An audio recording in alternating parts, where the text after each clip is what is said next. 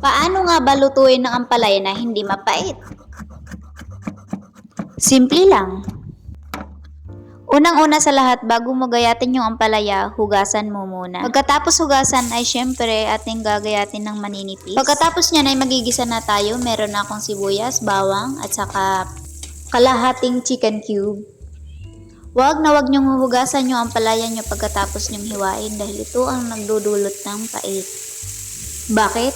Hindi ko rin alam. Based lang ito sa experiences ko. At saka based on my experience, ito din yung isa sa mga dahilan ng bakit mapait yung ating ampalaya, ang ating paghahalo.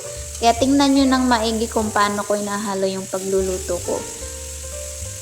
Hayaan lang muna natin maluto yung ampalaya, saka natin hahaluin. At ayan na nga, nagtitimpla na tayo. Nilagay ko lang dyan ay seasoning at saka yung asin. Pagkatapos nating timplahan ay syempre atin lalagyan ng itlog.